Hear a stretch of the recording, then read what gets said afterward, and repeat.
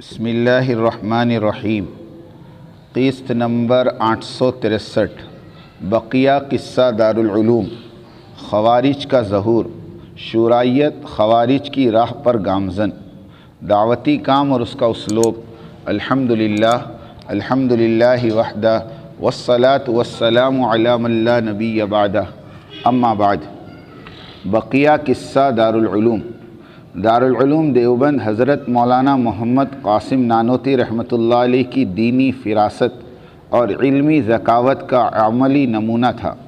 انقلاب 1857 عیسوی کی ناکامی کے بعد جب مسلمان انتہائی قسم پرسی کے عالم میں تھے، مولانا محمد قاسم نانوتوی رحمۃ اللہ علیہ نے ایک ایسے دینی مرکز کی داغ بیل ڈالی جس کا مقصد مسلمانوں کی مذہبی اقدار کی حفاظت اور وقت کے جابر سامراج کے خلاف ایسی جماعت تیار کرنا تھا جو مسلمانوں کی عظمت رفتہ کی یاد تازہ کر دے۔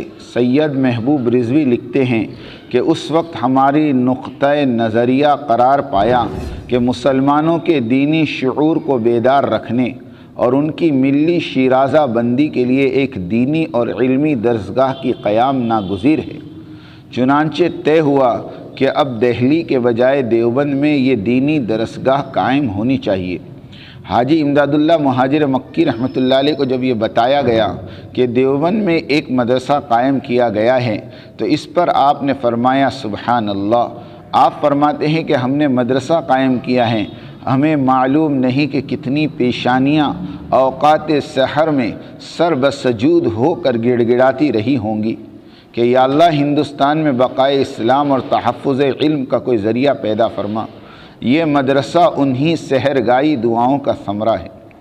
مولانا نانوتوی رحمۃ اللہ علیہ نے 1857 کی جنگ آزادی کے بعد کے نامساعد حالات میں جو طریقہ کار وضع کیا اس کے بنیادی اصول اور مقاصد درج ذیل تھے۔ نمبر 1، شاہ ولی اللہ کے اسلوب تدریس کے اساس پر دینی علوم اور فنون کی طرف دعوت دینا۔ نمبر 2، عیسائیت اور دیگر مذاہب کی جانب سے اسلام کے حوالے سے پھیلائے گئے شکوک و شبہات کا ازالہ کرنا۔ نمبر 3، کتاب اور سنت کو مسلم اور غیر مسلم طبقات میں پھیلانے کے لیے جد و جہد اور کوشش کرنا۔ نمبر 4، قابض اور مسلط حکومت سے تعاون لیے بغیر دین اسلام کی بیداری کے لیے اپنا مال اور جان خرچ کرنا۔ نمبر 5، شاہ ولی اللہ رحمۃ اللہ علیہ کے فلسفے میں تجدید کر کے ہندوستان میں دین کو فروغ دینے کے لیے تحریک کو نئے رخ پر ڈالنا۔ نمبر 6، قدیم علوم و فنون میں انتہائی عمیق طور پر غور و خوض کر کے آسان انداز میں ہند و بیرون ہند کے لوگوں کی ذہنیت کو دین اسلام سے قریب لانا۔ نمبر 7، ماہرین علوم و فلسفہ کی مخصوص اصطلاحات کو چھوڑ کر عام ہندوستانیوں کی زبان میں بات کرنا۔ نمبر 8، عدم تشدد کے اصول پر قائم رہتے ہوئے منظم علمی اور فکری شعور بیدار کرنا۔ ان اصول اور مقاصد کے حصول کے لیے ہی دارالعلوم دیوبند قائم کیا گیا تھا۔ بتانا یہ مقصود ہے کہ دارالعلوم کوئی رسمی علمی ادارہ نہیں تھا، بلکہ یہ اعلیٰ مقاصد کے حصول کے لیے قائم کیا گیا تھا۔ اگرچہ مولانا نانوتوی رحمۃ اللہ علیہ کے وصال کے کچھ عرصے بعد ہی دارالعلوم کی مقاصد کے تعین کے حوالے سے معروضی بحث کا سلسلہ شروع ہو گیا تھا، اور بعض اکابرین کی رائے یہ تھی کہ دارالعلوم کو محض تعلیم و تعلم تک محدود رکھنا ہی مناسب ہوگا، کیونکہ یہی اس کا مطلوب اور مقصود تھا۔ تاہم بعض اکابرین کی رائے یہ تھی کہ دارالعلوم کا مقصد محض تعلیم و تعلم ہی نہیں تھا، بلکہ قومی اور سیاسی نوعیت کے گمبھیر مسائل سے نبر و آزما ہونے اور حکومت برطانیہ سے آزادی کے حصول کے لیے منظم جماعت تیار کرنا تھا۔ خوارج کا ظہور۔ ابو سعید خدری رضی اللہ تعالیٰ عنہ نے کہا کہ میں گواہی دیتا ہوں کہ میں نے یہ حدیث رسول اللہ صلی اللہ علیہ وسلم سے سنی تھی، اور میں گواہی دیتا ہوں کہ علی بن ابی طالب رضی اللہ عنہ نے ان سے جنگ کی تھی، یعنی خوارج سے۔ اس وقت میں بھی علی رضی اللہ تعالیٰ عنہ کے ساتھ تھا۔ انہوں نے اس شخص کو تلاش کرایا جسے آپ صلی اللہ علیہ وسلم نے اس گروہ کی علامت کے طور پر بتلایا تھا۔ آخر وہ لایا گیا، میں نے اسے دیکھا تو اس کا پورا حلیہ بالکل آپ صلی اللہ علیہ وسلم کے بیان کیے ہوئے اوصاف کے مطابق تھا۔ ابو سعید خدری رضی اللہ تعالیٰ عنہ نے بیان کیا کہ ہم رسول اللہ صلی اللہ علیہ وسلم کی خدمت میں موجود تھے اور آپ صلی اللہ علیہ وسلم جنگ حنین کا مال غنیمت تقسیم فرما رہے تھے۔ اتنے میں بنی تمیم کا ایک شخص ذوالخویسرہ نامی آیا اور کہنے لگا یا رسول اللہ انصاف سے کام لیجئے۔ یہ سن کر آپ نے فرمایا افسوس، اگر میں ہی انصاف نہ کروں تو دنیا میں پھر کون انصاف کرے گا؟ اگر میں ظالم ہو جاؤں تب تو میری بھی تباہی اور بربادی ہو جائے۔ عمر رضی اللہ تعالیٰ نے عرض کیا یا رسول اللہ اس کے بارے میں مجھے اجازت دے، میں اس کی گردن مار دوں۔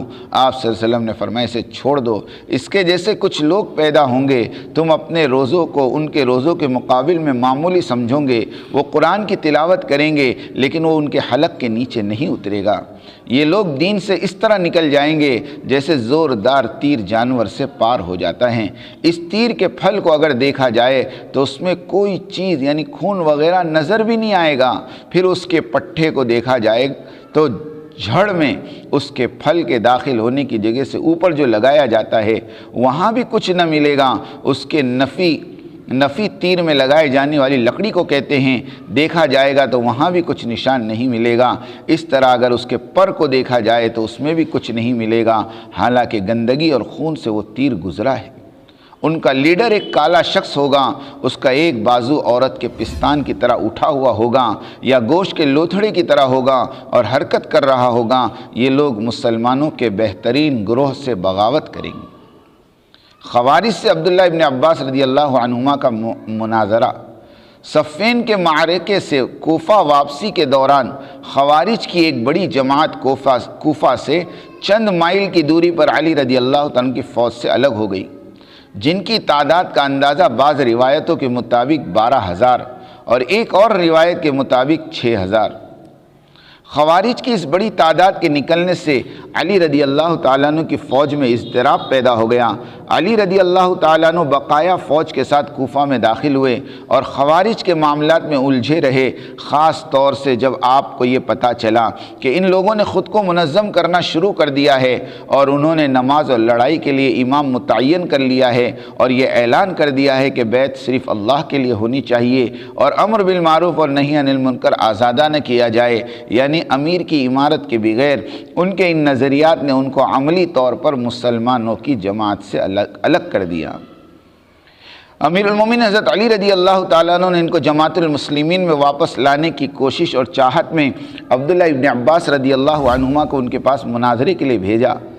عبداللہ ابن عباس رضی اللہ تعالیٰ عنہما ان کے پاس دوپہر میں پہنچے، ان سے سلام کیا تو وہ گویا ہوئے کہ آپ کس مقصد کے تحت آئے ہیں؟ تو آپ نے کہا میں تمہارے پاس اللہ کے رسول صلی اللہ علیہ وسلم کے اصحاب اور آپ کے داماد کی طرف سے آیا ہوں، جن کی موجودگی میں قرآن کا نزول ہوا ہے اور وہ قرآن کے مفاہیم کو تم سے زیادہ سمجھتے اور جانتے ہیں، اور ان میں سے کوئی بھی تمہارے ساتھ نہیں ہے، اور میں تم کو ان کی باتیں پہنچاؤں گا اور تم جو کہو گے تمہارا پیغام ان تک پہنچاؤں گا۔ اب تم بتاؤ اللہ کے رسول صلی اللہ علیہ وسلم کے اصحاب اور آپ کے چچزاد بھائی یعنی حضرت علی کے خلاف تمہارا کیا اعتراض ہے؟ انہوں نے کہا 3 اعتراض ہیں۔ نمبر 1، علی نے اللہ کے معاملے میں لوگوں کو حکم بنا کر کفر کا ارتکاب کیا ہے، جبکہ اللہ تعالیٰ کا فرمان ہے ان الحکم الا للہ، لہذا اللہ کے فیصلے میں لوگوں کا کیا دخل۔ دوسرے، انہوں نے لڑائی کی اور اس لڑائی میں کسی کو نہ قید کیا نہ ہی مال غنیمت اکٹھا کیا۔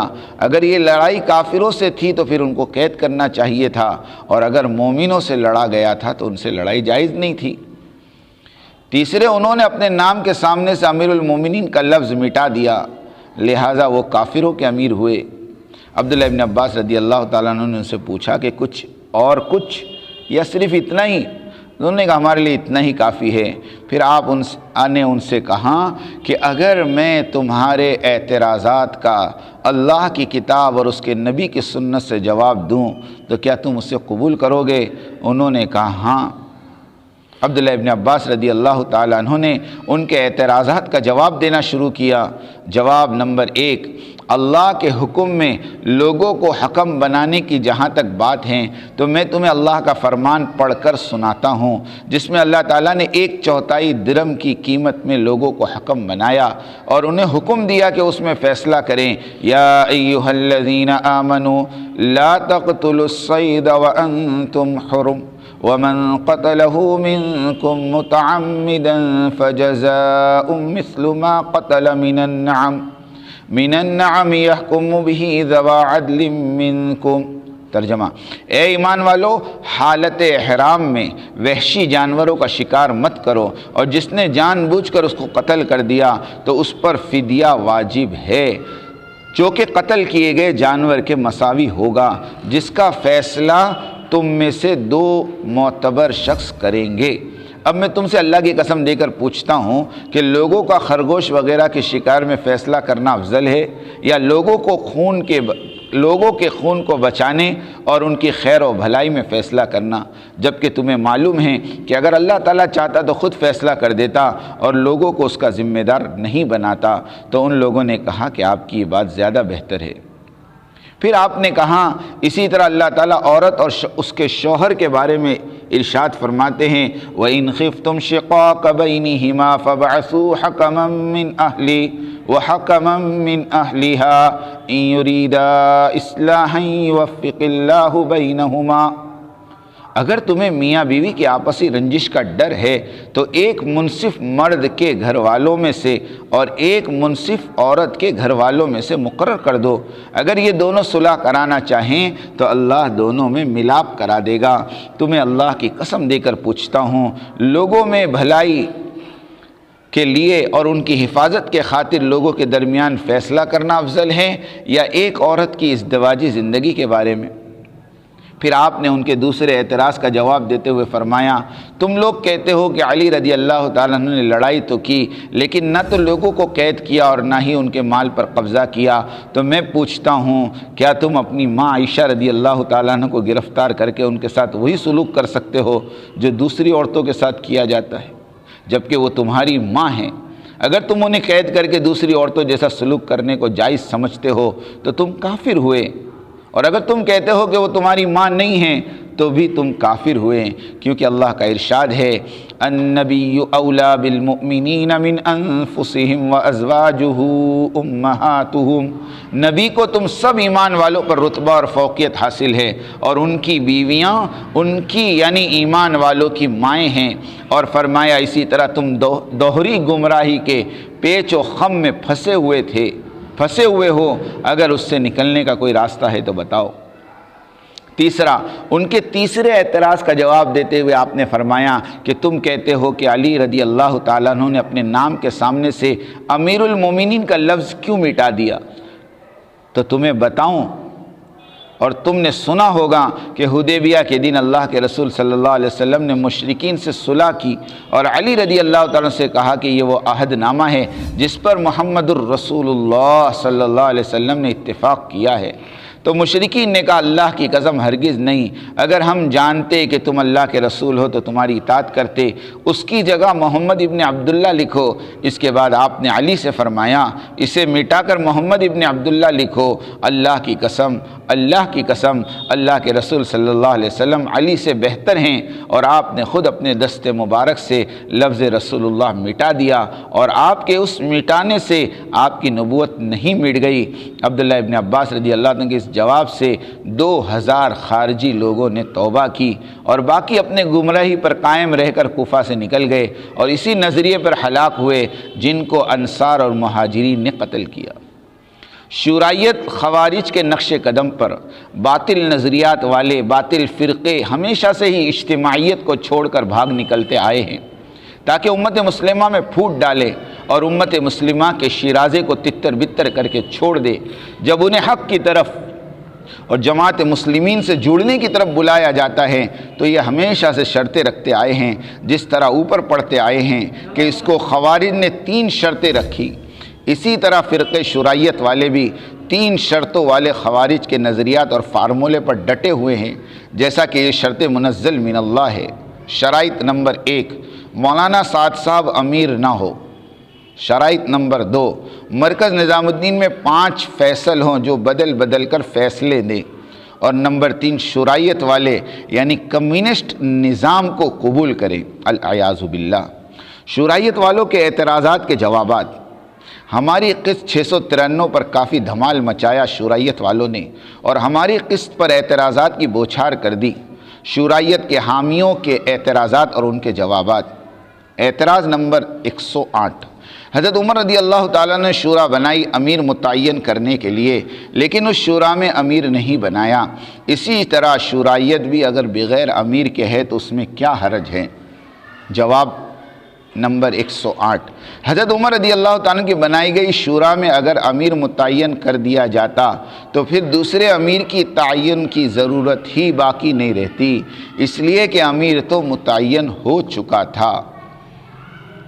اعتراض نمبر 109 مولانا دیولہ صاحب نے روایت علی رضی اللہ عنہ کی ایما پر شورائیت کے نیک اور صالح لوگوں کے مشورے اور رائے سے عالمی شورا بنا ڈالی تو اس میں خرابی کیا ہے؟ جواب روایت علی رضی اللہ عنہ میں فرمایا گیا کہ اگر کوئی ایسی بات پیش آئے، اگر ایسی کوئی بات پیش آئے جو کتاب اور سنت میں نہ ملے تو پھر وقت کے صلحاء اور نیک لوگوں سے مشورے پر عمل کیا جائے۔ اب یہاں تو 2 باتیں سامنے آتی ہے۔ ایک تو یہ کہ مولانا دیولہ صاحب نے موجودہ کتاب و سنت کے ذخائر کو نامکمل تصور کرتے ہوئے نیک اور صالح لوگوں کے مشورے اور آراء کو مقدم رکھ کر شورائیت بنا ڈالی۔ دوسری بات یہ کہ انہوں نے روایت علی کو سمجھا ہی نہیں یا پھر سمجھتے ہوئے روایت پر معنوی تدلیس کرنے پر آمادہ ہو گئے۔ تدلیس اردو عربی لغت میں تدلیس کا لغوی معنی عیب نکالنا، مغالطہ پیدا کرنا، حقیقت کو چھپانا۔ الحمدللہ اس وقت علم دین اور اس کے ماخذ کتاب و سنت اس قدر واضح اور متشرح ہے کہ کوئی فتین اس باغ مصطفی میں رتی برابر کی رخنہ اندازی نہیں کر سکتا، نہ ہی قرآن اور حدیث کے مطلب کے بیان کرنے میں غلط بیانی کی جسارت کر سکتا ہے۔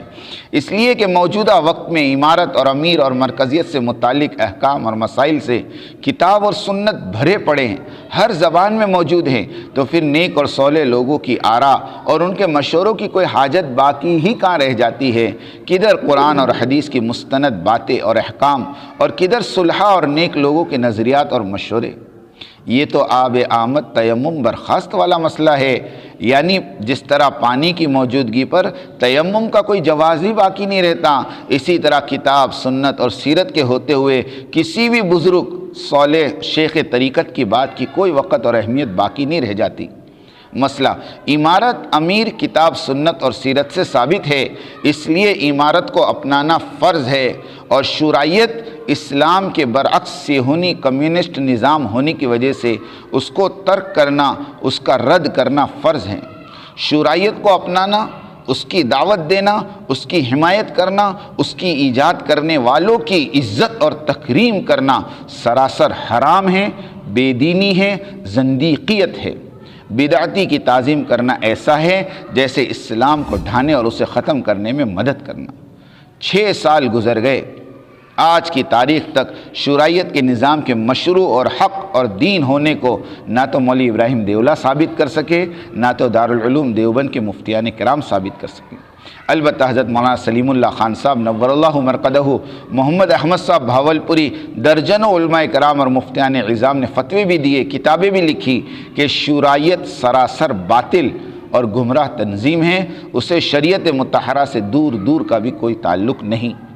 شورائیوں کے اجتماعات، شورائی لوگ بنگلور میں فروری میں اجتماع کرنے جا رہے ہیں اور طے کیا ہے کہ سال میں ایک دفعہ بڑا اجتماع کیا جائے، یعنی 40-50 ہزار کا مجمع ہو، اور گجرات والوں سے کہا گیا ہے کہ کم از کم 3000 لوگ بنگلور پہنچے۔ فائدہ، شورائیوں کے پاس مال بہت ہے، اس لیے کہ باطل تنظیمیں ان کے ساتھ کھا رہی ہیں۔ سب سے پہلا شورائی اجتماع تھانہ ممبئی میں رکھا اور ساری بسوں کو کرائے پر لے لیا اور اعلان کر دیا کہ تھانہ اجتماع میں آنے والے صرف 100 روپے دے، اس میں کرایہ، کھانا، پانی سب فری۔ دوسرا اجتماع میسور کرناٹک، وہاں سینکڑوں موٹر سائیکلیں خرید کر نوجوانوں کو دی گئی، لوگوں کو بٹھا کر اجتماع میں لایا جائے۔ تیسرا اجتماع اعظم گڑھ میں کیا، وہاں درجنوں ہاتھی کرائے پر لیے گئے تاکہ لوگوں کو دیہاتوں سے اجتماع گاہ تک لایا جا سکے۔ نیز ہر اجتماع میں پانی کی طرح مال لٹاتے رہے، لیکن مجمع 10,000 تک بھی جمع نہیں کر سکے۔ تبلیغ میں قدم اٹھتے نہیں بلکہ اٹھائے جاتے ہیں، اور قدم اللہ کی مشیت اور اس کی توفیق سے اٹھتے ہیں، رشوت، لالچ اور میٹریل سے نہیں۔ 6 ہفتے پہلے مرکز نظام الدین سے ملیشیا کے پرانوں کی جوڑ کی آواز لگی۔ چند ہفتوں کی مختصر سی نوٹس پر 100-125 ملکوں کے تقریباً 15-16 ہزار احباب دنیا بھر سے جمع ہو گئے، مگر پھر بھی شورائی فرقے کی آنکھ نہیں کھلتی۔ مردے کو 4 کندھوں کی ضرورت پڑتی ہے، زندے کو نہیں۔ امارت والی دعوت زندہ ہے، شورائیت مردہ ہے، اسے چلانے کے لیے روپیے پیسے کے کندھوں کی ہر وقت ضرورت پڑتی رہتی ہے۔ گجراتی تجار اپنی کمائی کا کچھ حصہ شورائی کابرین کو ادا کر لیتے ہیں، یہی حال مرکز رائے ون والوں کا ہے۔ اللہ سے توبہ کرو، اللہ سے توبہ کرو، کتاب و سنت اور سیرت طیبہ کی راہ اختیار کرو۔ اللہ سمجھ عطا فرمائے اور انسانیت کی عمومی ہدایت کے فیصلے فرمائیں۔ آمین آمین آمین۔ وآخر دعوانا ان الحمد للہ رب العالمین۔ میری بات توجہ سننی پڑے گی، بہت توجہ سننی پڑے گی۔ تم بات کو غلط مطلب نکالو گے اپنے ذہن سے، اور میرے ذہن میں جو مطلب ہے اس پہ غور نہیں کرو گے۔ یہ بڑی مصیبت ہے اس زمانے میں۔ بجائے جو میں چاہتا ہوں اس طرف توجہ کرنے کے، اپنے دماغ میں جو کچھ لیے بیٹھے ہو اس کو غلط رخ پر لے جاؤ گے۔ سنو غور سے۔ بات کو سمجھنے کے لیے سب سے پہلے آدمی اپنے ذہن کو اور اپنے برتن کو اعتراض اور تردد اور اشکال سے خالی کرے، اس لیے کہ اگر کسی بات کو بھی مفہوم مخالف اور کسی بات کو بھی کسی دوسرے عمل کی تردید یا اس کی تنقیص یا اس کی افادیت کو کم سمجھنے کے سوء ظن کے ساتھ سنا گیا، نفع کی باتوں سے نقصان ہونا یقینی ہے۔ اس لیے سب سے پہلے ہم اس کی نیت کریں، پوری بات سنیں گے، آگے پوری بات نقل کریں گے۔ آدھی سننا یہ بھی دین و دعوت کے لیے ناقص، اور آدھی بات کا نقل کرنا یہ تو بڑے فساد کا ذریعہ ہے۔ اس لیے بہت توجہ کے ساتھ بات سننی ہے۔ اور اگر آپ نے ابھی تک ہمارا چینل سبسکرائب نہیں کیا تو فوراً سبسکرائب کیجئے، ساتھ ہی بیل آئیکن پر کلک کریں تاکہ مزید آنے والی ویڈیو ہیں وہ آپ کو وقت پر ملتی رہیں۔